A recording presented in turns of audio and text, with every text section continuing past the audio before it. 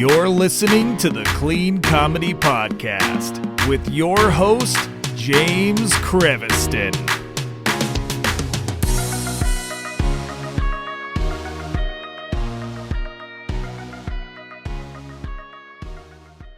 Hey, everybody. Welcome to the Clean Comedy Podcast. It's James. And today I want to you know how there's heroes? There's people that are heroes that nobody knows. They call them unsung heroes, or you always hear the phrase not all heroes wear capes. I have a hero for you. He's gonna be very modest about it. I know he will, but legitimately he's a hero because if you're in LA and you're looking for an open mic and you've never heard of Marty, then you're doing something wrong, because Marty is the man. So please welcome Marty Wurst to the Clean Comedy Podcast. Hey, thanks for having me, James. Yeah. Hello, everybody. You are a hero in the LA comedy community. I've heard your name. I heard your name way more times before I've ever met. This is the first time I actually know that I met you. I think we've met before. I've probably seen you at clubs or whatever, not really known you, but I knew about you because other comedians would give me your website or told me to go to open mic reviews, all that stuff. And also your reviews are amazing. You're a hero. So how did you start this journey? I gotta say it because it's true. Oh, well, I think I was already starting to take pictures of mics because I just found it amusing how different every mic was. And that's another thing too. I was doing it in a creepy way. I wasn't asking people. I was just kind of being a ninja about it. Ooh, I'll grab a picture here, grab a picture here. And I'm not really a good writer, but I always liked Leonard Maltin's movie reviews because they were really very short and just to the point. And so that was just the easy thing for me. Just figure out a basic format and, is there parking, at the very end, that kind of thing. But no, it's really nice to hear good words from you. And it just makes me laugh because, people say heroes and all right, there's firefighters. And then there's this guy who writes about open mics on an Instagram account. Right. But here's the thing, as comedians, right? The first question we ask ourselves, we hear about a place to go perform or go do a mic. We go, is it worth it? Is it going to be worth it for me to drive all the way down there to wait for 2 hours or whatever? Am I going to get 5 minutes or am I going to get booted? How hard is parking going to be? What's the process, right? That's the question we all ask. You're doing the hard work. You're doing a hero's job. I was. Before the pandemic, I was all gung ho, and now I have a son as well, so it's made it a little more complicated. And I didn't write reviews for 2 years, and I just wrote another one the other day. I finally came back, and I feel bad because I've been out of the loop, and people want to know about the new mics, and they probably know more than I do right now, so I got to get back into it. I know it's funny. I always, every time someone's like, hey, where can I go look up mics? And I'm like, here you go. I'll give you Marty's website, and he'll go and you'll have all the stuff on there, or you can go to his Instagram. And it's so good because I get it.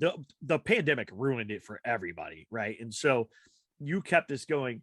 What is, did you do stand up during the pandemic too? Or did you Zoom shows or any of those things? No, I shied away for a long time. And I think and with having a son too, it got to the point where I was gone long enough where I didn't even see the appeal of coming back. I was just like, wow, I don't have to go through all the negative grind right now. This is really nice. But sure enough, enough time had gone by where I got the bug again, and I forced myself to go to a friend's show, and I got excited, and I was like, oh, I love to do this. I can't stay away. But anyway, I'm still kind of wavering. It's different every week. Yeah, no, that's called being a comedian, dude. Where some days you're like, I can't wait to go on stage. Other days you're like, why am I doing this again? What weird problem do I have that I want to keep getting up in front of strangers and trying to make them laugh? Right. What's wrong with me? After every bomb, you sort of analyze it again. Yeah, I don't know. I'll never be good again. It was a fluke. Yeah. Now, did you start your stand-up journey in LA, or did you start somewhere else? Are you from LA? What's kind of your history there? Well, I've been out here since '99, and I kick myself because that would have been such a great time to start. And I was, I was 19. It would have been Oh, there's so many comedians that are not around anymore. I wish I had gone to the Comedy Store. I tried some jokes out on my coworkers once, but I never went to an open mic, and it was on my mind. So I still beat myself up about that. But so I didn't start until 2013. So I was 33. Um, and yeah, I just told myself I was gonna be serious about it for a year and try to go to 3 or 4 at least a week, because Yeah. that's what I think I heard on podcasts or something.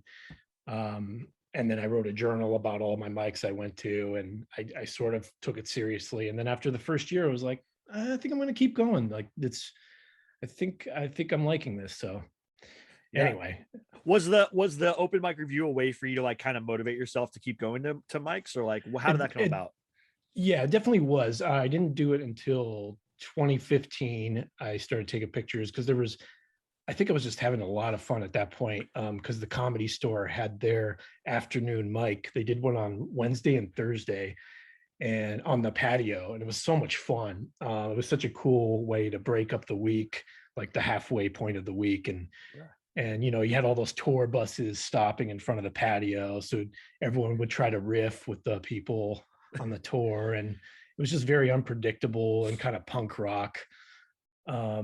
But yeah, just around that. But yeah, once people started liking the reviews, that kept me motivated. Like, oh, I should really go out further and drive 100 miles and go to Santa Barbara and crazy stuff. And it wasn't always worth it, but it was really fun to just put myself out of the comfort zone. Yeah, it was good. I love on your site you also have the Yelp reviews that people left about some of the mics and stuff.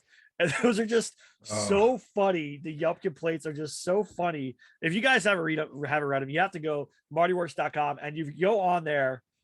You'll see all the stuff. When it's under open mic reviews, you go down, you'll see Yelp complaints and the things people write. I'm always like, yeah, of course. Have you? It's like people have never been to an open mic before, I guess, or whatever, or a yeah. comedy show. A comedy show, even comedy shows with headlining comedians, still have people get upset or offended. If you're going to open mic, you're gonna. I always tell people this. They're like, I wish I'd go to an open mic and watch comedians. I'm like, no, that's like going to a gym and watching football players work out. It's not fun. It's weird and uncomfortable, and you're gonna hear things Yeah. that you normally wouldn't hear them say or do, and then they're gonna do it on stage, and you're gonna be like, why am I here? Yeah, Because and 9 out of 10 times they don't know a mic is there. It's like they're yeah, eating their pizza and all of a sudden, like, hey, it's time for comedy. yeah, And the guy is like doing crowd work on you, trying to yeah, eat your pizza, and yeah, he's calling you, some horrible thing because he's not good at crowd work and making it uncomfortable. yeah. And then that's when they write the review. They're like, this jerk off like caught me in the middle of my meal and said something horrible in front of Yeah. my kid. It's Yeah. like I feel bad for people that it gets sprung on them, and then some young comic does something shocking and kind of ruins it for everyone else. Yeah. That's comedy. Like, it doesn't matter what mic you go to, there's got to be someone there who makes it uncomfortable for everybody for a minute, and then you have somebody, a good MC will come back and reset the room, and they're like, okay, let's move on and go from there. And that's just comedy. Like, I teach comedy for teenagers 3 times a year at a teen Oh, center, cool. and that's Yeah. exactly what I always tell them. Like, look, there's going to be a time where you bomb. It's going to suck. If you're the MC, when someone bombs, you reset the room so that the next person goes up with a fresh way and they can kind of get the laughs. If you don't reset the room, it's just going to be bomb after bomb after bomb after bomb, because the audience is in that mindset now. And they're like, really? That happens? I'm like, oh my gosh, I've seen it so many times where Yeah. just a good reset of a room will fix everything. Yeah, that takes a lot of skill. Do you have a I- I'm- favorite mic place? Oh, sorry. Go ahead. Oh, no. Yeah, I was just going to ask you real quick, and I'm sorry Yeah. if you brought this up a bunch No, of go ahead. times, but I always love to know what was your first mic in LA? My first mic in LA. Where was my first mic in LA?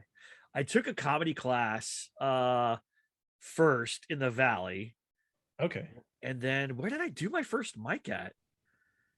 I want to say it was either the Flappers Yoo-Hoo Room Oh, cool. Yeah. or it was, yeah, I think it was like the Yoo-Hoo Room and Flappers. I think someone, Okay. my comedy coach had mentioned Flappers, and I think we were gonna do a stand-up thing there too. And so I was like, oh, I'll go check it out and see how it is. And I did one there and it was great. And then I started going like Saturdays or Fridays. And actually the second time I went to an open mic, Preacher Lawson was doing stand up in LA and he hadn't been on AGT yet. And so I met him and we like kind of like laughed and hung out for a while. I had no clue. I was just like, oh, he's just a funny guy. I like hanging out with funny people. And then like as time progressed, like he's done shows with me and stuff. It was super weird. And then he's on AGT and everyone's like, Preacher. And I'm like, I said to him once we were outside, he's laughing and I hear him laughing. He laughs like Eddie Murphy. And I go, man, you're so much like Eddie Murphy. You're going to be amazing one day. Like I can tell right now, just our banter, you're going to be an amazing comedian. He's like, thanks, man. That's cool. And then like, I think it's like 2 years later, boom, he's AGT, BET, like everything. I was like, all right, well, I was like, maybe I should be like maybe I should be the next Barry Katz and like go look for comedians instead of trying to be a comedian. Because I could be like, that guy's got something if he just harnesses X, Y, and Z, or that girl has this factor. And if they can you do got that, the eye, you got the eye. Well, it's because I love comedy so much. Like I mean, listening to comedy and watching comedy. My parents would let me stay up and watch stuff. My dad's the first album I ever heard was a Cheech and Chong album. Like, oh, nice. So like for me, comedy is just, there are so many unique levels to it that if somebody has that ability to get a laugh in just a conversation, if you teach them the right way to format jokes and write jokes and create, that's the thing that most comedians don't have. They might have the funniness, they might be humorous, right? But they don't know how to harness that energy and turn it into a set. And that's what I get 9 times out of 10, because I also write for people. I've written for other comedians. I write for TV shows and punch up stuff. But a lot of that is like, I have this idea, I don't know how to format it. And you're like, there you go. That's the real goal of comedy, right? So you meet people, we meet people all through our life and go, man, that person's so funny. But if you told them, hey, you should go do stand-up, they're not going to know what to do and they're going to get stuck. Right. Yeah. Right. And that's where you get the weird riffers. Yeah. Yeah. Yeah, it's crazy if you don't have the structure and they're like so funny and just conversation, and then they get on the stage and they're stiff and it's weird and you're like, oh, they don't know how to just be themselves on stage yet or whatever. Right. But yeah, the structure is so important too, if you want to be that kind of, I guess, joke writer. But well, I mean, I think any comedian, no matter who what you want to be, what kind you want to be, should learn to write a simple setup punchline joke. That's the baseline. Yeah. Right? You have to know how to do that. If you could do that, then anything else you want to do is possible. You can do anything because you have to know that setup punchline structure. And that's why I like teaching the teens, because one, it teaches them joke structure, but two, I also run everything like an open mic. So the first day we start class, they get up and just kind of talk and ramble, and I take notes. This is what they talked about. This is what they said. Oh, this is what people laughed at when they said something about it. The things that they're not really used to yet, or they don't know how to build into anything, I'm helping them dig for the gold right now so we can find it faster and say, hey, when you talked about your mom being XYZ, that made people laugh. Maybe that's something you should dig into, or when you talked about this topic, you made people laugh, or you talked about this specific thing, then we can build on that. And they come out of it so much better. I've had kids that come to my class that say 5 words into the microphone. My name's Bill. I go to school, and then leave like that. They don't want to like say anything else. I'm like, that's weird. They're in this class. And then by the end of class, we've got them doing, 2-3 minute set, and they're more out there because we run it like I open mic every weekend. You have to. What's your favorite mic, and what was the first mic you ever did? Let's see. Favorite's tough, but I'll start with the first mic was Marty's, which was on Sunset Boulevard, and you go in there and you pay. I don't even remember now. Was it $5 or something? You get a free coffee, some really bad coffee that was sitting there all day, and but it was like a training ground. I read about it on a site called Bad Slava. Yeah, and there's some random people leaving reviews for mics there, and it sounded like sort of a really grungy, like rocky kind of start, where it's like, all right, this is your workout room, and it's brutal, but you'll learn a lot, kind of thing. So I was like, okay, I'll go there. And sure enough, like I didn't feel any real pressure because there was like 2 people in the audience. One of them was looking at his phone, and the other guy was Marty, and the guy who ran the place, who was just like patiently listening and like laughing or whatever.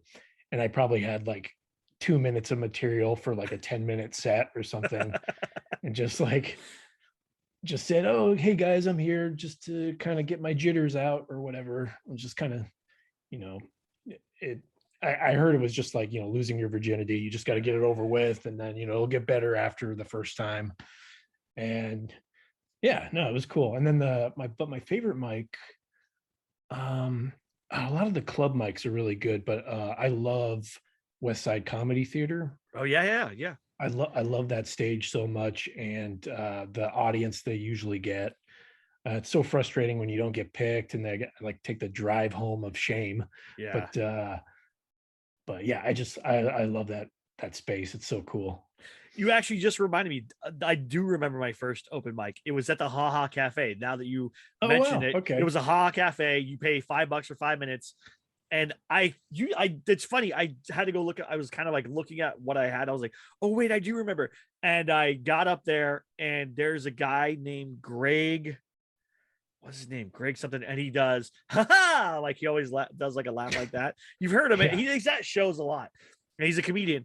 And I get up there and I was like, I think there was like 4 people left in the audience by the time I'm like, hey, this is my first time doing stand up in front of a thing. I'm taking a class or whatever. And it's like, you're doing it, the first time, or you should have said this sooner. Like I was like, I don't know. I didn't know what to do. I'm following the rules. You said pay $5, wait here, we'll call your name. That's it. That's all I'm doing, So, but it was really funny. What is the guy's name? Greg something. I'm sorry, Greg. I don't remember your name, but I just Greg Dean, the guy who teaches no, not those Greg classes? Dean. No. It's another guy, Greg something, and his you'll know him because he'll go ha ha like real loud, and that's like what his thing does. And he does stand up, and he's really funny too. I've seen him a couple of times, but he ran the mic at Ha Ha Cafe, and I did it, and it was really interesting. And I actually had good feedback because I've been writing every day and taking this comedy class once a week and doing stuff. And so I was like, okay, but I had a weird, like my comedy coach at the time wanted you to do more like of a character comedian. Yeah. So he wanted me to do like a Andrew Dice Clay type angry dad kind of guy, like a Bill Burr meets Andrew Dice Clay type thing. And it just wasn't me, but I wrote different jokes and tried to deliver them that way. So they like kind of went weird or whatever. It was okay. But I mean, I got laughs and stuff, but I changed my set and stuff. I wonder about that because I heard stuff like that at the Groundlings too, where people get pressured to do characters. And I wonder if it's this like expectation of getting people on SNL someday or something or what. The comedy coach that I have, and I'll tell you off the show who it was, because you'll know them when I say their name, but like they also do a character as their stuff. So they're very core character oriented type person. So that's what they push people to. And they want you to find your voice. Right. But well, I guess if you're trying all kinds of things, it might help. Yeah, and it does. It did help because the biggest thing he did was honestly teach me how to write jokes, right? He taught me the proper structure of jokes, taught me how to write jokes. I did well at that. That is what I excelled at. And then I was like, well, I don't like this character. I've got to refigure things out myself. So started writing more, but then I would test jokes out on Twitter and stuff like that. And that went well. And that got me my first writing job for comedy and just snowballed from there. But so that's why I always say I'm a firm believer in if you learn to write a good setup punchline joke, you can do so many more things with it, right? It's opened up so many more doors for me and stuff. Now, do you have like a day job, or is comedy your life? Like, what do you do? Well, now I'm a stay-at-home dad, and nice. I go DoorDash mostly for therapy reasons. By the end of the day, I just need to clear my head. Of course. And so I just deliver as much as I can, and then and only recently I just started dabbling and getting back into stand-up, and I was actually on my way to DoorDashing, and I just found myself driving to a mic again. I was like, oh, I guess I'm about to go to this mic and review it because, I don't know. It just seemed exciting in the moment. I was like, I'm going to try out these jokes. And anyway, so that's awesome. But yeah, like I said, I'm still on shaky ground because there's that weight and pressure of just like, do I really want to get into this deep again? This is because you know how it is. It's a roller coaster every week of emotions. And it's like, do I really want to put myself through hell? But I want to encourage myself. Like I had a good momentum going. I know some cool people. Like I could do this. Yeah. So And I was listening to your podcast too. It was so great. Just listening to your work ethic about writing jokes every day, and also I was listening to another guy too about just having bad sets, how those can help to. And no, you were talking about watching good comedians and bad comedians, Yeah, and you of can learn course. from both of them. And even when I don't learn from the bad comedians, I get so fired up. I'm like, oh, you just wasted your time, and I want to get on stage now. So But even see if I that don't, yeah, you did learn something, right? You did learn you don't want to waste everyone else's time. That's the thing where that's what fires you up, where you see someone do, like, the people who go up there and just ramble, right? And don't come with prepared material. right, You learn, hey man, the whole room felt that. The whole room felt you were ill prepared. You wasted everyone's time. Now everyone's mad. So I don't want to be that person, right? So then you're going to be prepared more. You're going to write more. So you did learn something whether you realize it or not. do you ever feel that, James, when you're like battling the forces of evil? You're like, oh, because yeah, someone toxic has just left the stage and now you're up. Do you ever feel that, like, oh, I want to tear into this guy, but I want to be a positive set that just resets the whole room too? And I have a hard time going back and forth with that, where like I want to bury this guy, but I should do my set and just try to have fun. Right. Well, if the MC doesn't address it and reset the room, then I'll usually make a silly joke to kind of get everybody to laugh at it, like, and Yeah. not making fun of that person, but making fun of kind of what we all just saw, what we all experienced together, acknowledging the elephant in the room, and then get into material, right? And then say, look, Yeah. that's what open mic is for. Like, if it's an open mic show, that's what open mic is for. We're all here to learn and grow. Whatever. Let's have fun. Now, I did a show with Sean Grant, and he'll remember this. We talked about it before. We did a show, and the first comedian came up and said like the F word like 150 times. He was like the first comedian, and after that, the show just like couldn't get pacing. Like, nobody was laughing. Everyone was kind of like there. It was kind of had that icky feeling that you get from a mic where somebody talks about weird stuff, and you're like, I don't know how to feel right now. This is Yeah. I can't. I don't want to laugh anymore. I feel like weird. And the MC never reset the room, so it kept going. Then it was me. It was going to be me, and then Sean G was going to come up, right? So I get there, and I kind of like I'm like, okay, well, I'm just going to do my set and see how it goes. And I'm about 1 to 2 jokes in, jokes that normally murder, and I'm like, nope, this isn't going to work. So I stop. I lose stop in my set and go, hey guys, I'm not going to say anything crazy. I'm not going to drop a bunch of F-bombs. I'm not going to do anything weird. So can we start this over? Can we just like, is it cool if we do that? Can I get some clapping? And then like everybody clapped or whatever. And they kind of like got back up. And then I went through the rest of my material. It went great. And then Sean got up and Sean murdered. And he comes out afterwards and he goes, dude, thank you so much for resetting the room. He's like, I was watching person after person just bomb. And they were good jokes too, right? Like we're laughing outside, but the people inside are not laughing because they're uncomfortable. We're laughing. He's like, I would have bombed if like you wouldn't have said something in the room, you wouldn't have stopped and reset the room.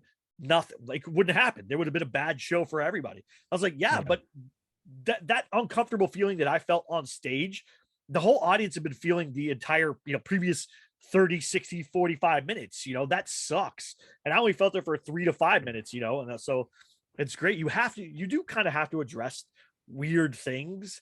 But I agree with you. It's how you address it. Are you going to be the negative guy who attacks them, or are you going to be the positive guy who tries to get everybody in the room back to reset to the baseline, right? Where we can all like, okay, let's enjoy this moment. Like one of the funniest mics or fun mics that I had is, I think you've done this one, the one in Ventura at the Chinese restaurant, something, the big off the freeway. It's like a big Chinese. I forgot what it's called. Golden something Palace or whatever. It's out in Ventura. The palace that I went to was Los Feliz back in the day, but I forget what the Ventura was. Oh, I know what you're talking about. I forget what it's called. Is that the Golden Gate or something? Yeah, it's like something like that, like the Golden something, and it's a big Chinese thing, and you go down into like a little room, and they have like music and a jukebox or whatever. But the rest of the restaurant wasn't being used for some reason every time I go there. And I do remember that.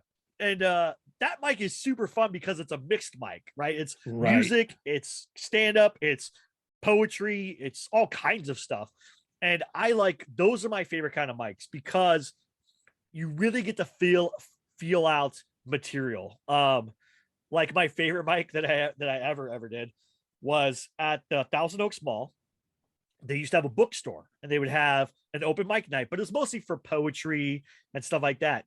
So I was like, can I sign up to do stand up? And they're like, we've never had anybody do stand-up comedy here. And so it's all these poetry people and all these like kind of musicians or whatever. And I go do 5 minutes of material and it was great. It was so much fun because they were not expecting it. And also, you know this, when you throw comedy on people that are not expecting comedy, the reaction is always amazing because they're like, at first they go, wait, what is this person doing? And then they go, okay, he's okay. Ah, ha, ha. And it goes. No, I was really worried for you when you were telling the story.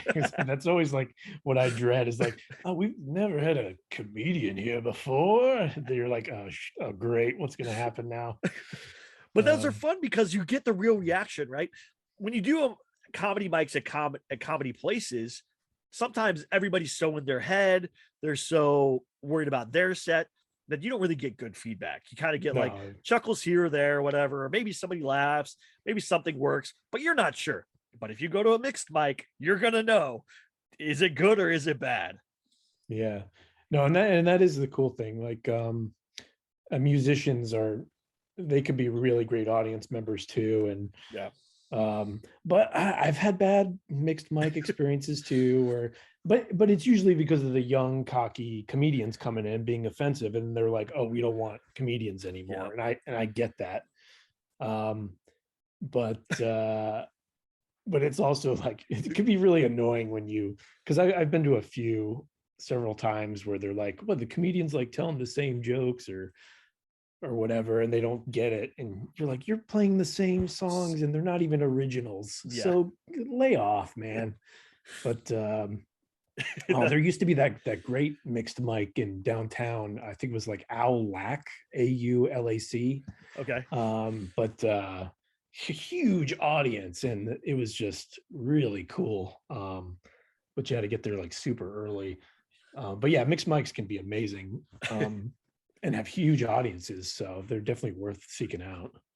There used to be, I think it was like Rock and Roll Pizza in like Moore Park or Seymour or whatever, and they were a mixed mic, and that was super fun too, because you would have some people play music or some people play, do comedy, and the MC of that I loved because he would do like one or two comedians, then a band for a little bit, then another comedian or poetry person, and it was always kind of broken up. It was never like you were just gonna get music, comedian. It was like really well broken up. And man, I think it's closed. I think there was like noise complaints from people, and they like shut it down. It was like, oh, that sucks.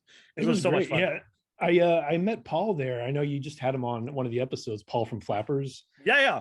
Paul Boomjean. He's like one of my best friends. Yeah, I love him. Oh my gosh. And I got all nervous about being on the podcast because his episode was so strong. I was like, oh man, he's like cracking all these great jokes throughout the episode and just talking about his life. But anyway, shout out to Paul. He's great. He is great. He's one of my favorite people. He's one of my best friends. And I feel inadequate next to Paul. Like, if Paul and I are on the same show, I'm like, why am I doing this? He's way better than me. I'm an idiot, so yeah. I feel you. I 100% get that, because that's the other thing is I really, you meet a lot of comedians that those feelings of inadequacy come out, right? When you meet strong comedians, you're like, man, am I ever going to be as good as XYZ? Am I ever going to be like, even though you and I probably have the same thing where it's not like, I don't care about being on Netflix or HBO or like, I don't care. Right. But am I going to be as funny as Paul? Right. I don't know. Maybe. I have another good friend, David Studebaker. He's amazing. Am I ever going to be as funny as him? Probably not. Honestly, he thinks I'm funny. That's great. That makes me feel good. Those guys think I'm funny, but I don't think I'm anywhere near the level they are, No, what I was wondering is James really going to pursue this TikTok thing after Paul tried to tell? Yeah, I didn't think so. No. Him and David Studebaker pressured me into getting back to Instagram. So I am on Instagram, but other than that, I'm like, I'm not. They're like, you should do. I'm like, I'm not gonna do TikTok, dude. I can't. It feels too cringy to me. I'm already like pushing myself after that episode. I was like, can I do 3 posts a day? Can I really?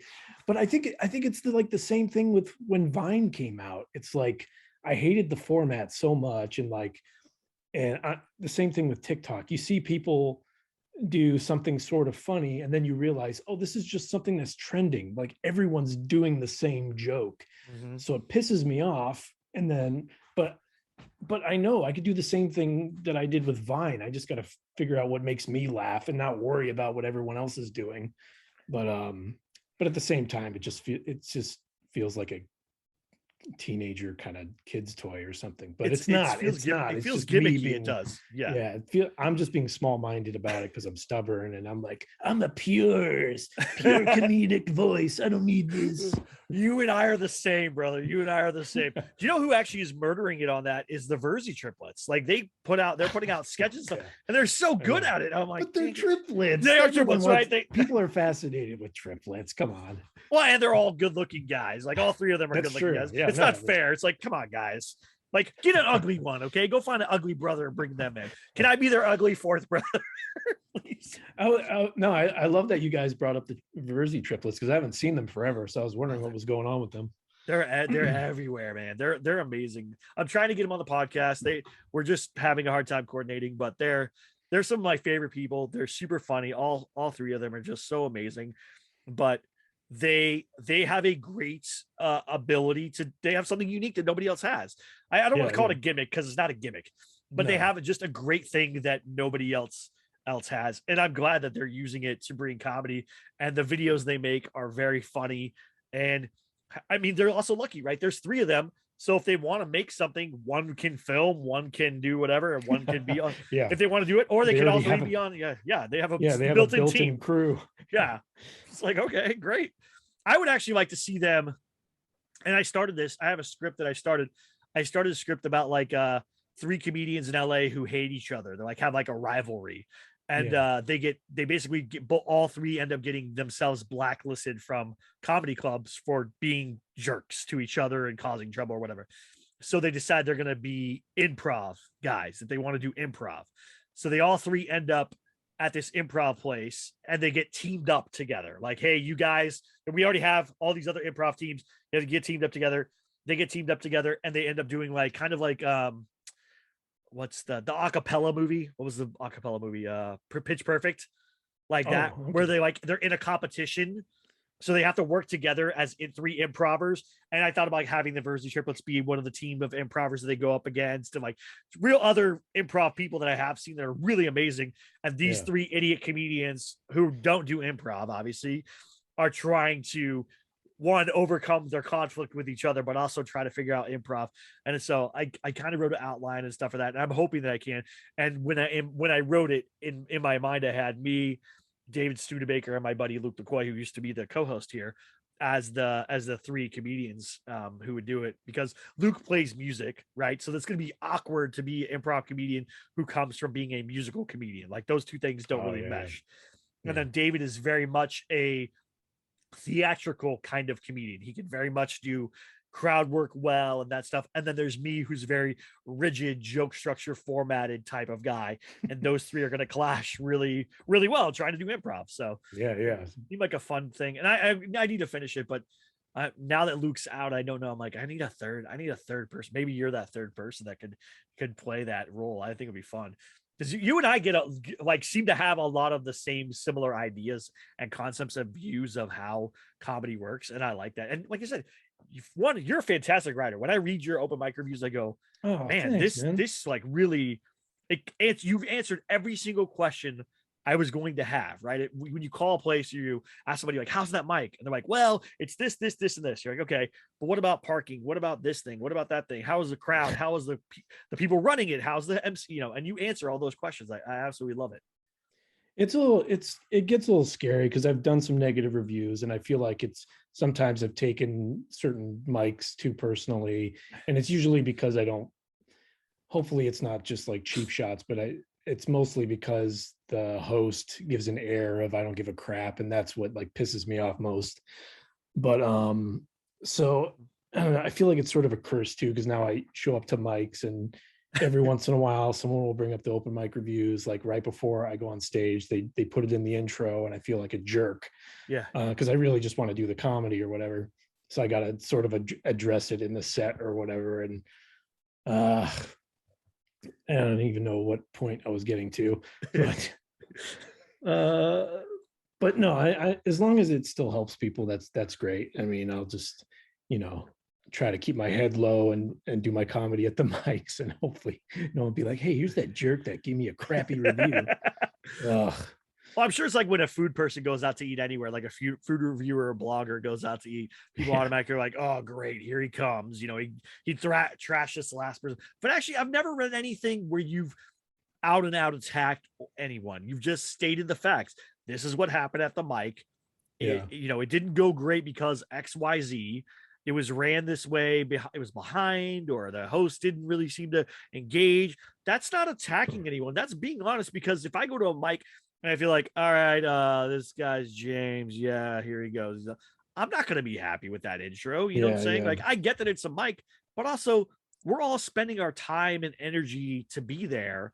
And if you're not taking it seriously and you're not putting any effort into it, then everyone else there is going to feel like they're wasting their time, Yeah, or if they do it, I think a lot of hosts just feel like I'm just going to get drunk or whatever before it starts, and that really affects the energy in the show. And I just don't like that, where people, it just feels more of a social thing. They're not really in it for the comedy. They just want to hang out, get drunk or get stoned or whatever. And that's fine, but I feel like it's such a slap in the face when there's so many of us that are taking it seriously. And like, of course we want to have a fun time, but we don't want it to get necessarily weird. Well, I appreciate you spending your time with me. I know you have things to do. Where can people find you, Marty? Where can they find out more about you, see some of your stuff and what you do? I mean, just, Marty Wurst on Instagram. If you YouTube me, oh man, you'll find a bunch of weird short films that I've shot in the past. I do a series with my 1-year-old called He Said Goo Said. We like that. we review books and movies, and it's a very absurdist sense of humor. It's not a show for kids, but please check out He Said Goo Said. If you just watch the 1-minute opening, you'll know what I'm all about immediately. If that makes you laugh, then you'll like the show. Thanks, man. I'm really proud of it. I've been shooting with my son since he was 2 weeks old, and every week I've been putting out an episode, and it's like my favorite thing I've done in comedy so far. And I hate to say it because I love stand-up, but it really is like the best thing I've done. That's so awesome, man. Well, thank you again, Marty. Thank you, everybody, for listening. Go check out Marty's stuff. I'm going to put his links and everything in the show notes so you guys can just click on that and go over to his stuff and check any of it out. If you're looking for mic information, if you're looking for real reviews, the Siskel and Eberts of open mic reviews is Marty. Like, he gives it. There's no thumbs up there. That's what I think I'm missing, Marty. I need a thumbs up at the end of that. Like 2 thumbs up, 1 thumb up, one mic, the 3 mic emojis. Yeah, that's right. The 3 mic emojis. Yeah, something like that. We need something like that. But I think, and then also go to his site and read the Yelp review ones. Like, those are not written by him, but his responses to them are very funny as well. There are very funny responses that you wrote. It's martywurst.com, WURST. Yep. So worst, like the liverwurst or like bratwurst. Yeah. I think it's super funny where I'm just going to read I'm going to read one response that made me laugh so hard. He goes, Yelp reviewer 1, open mic losers 0.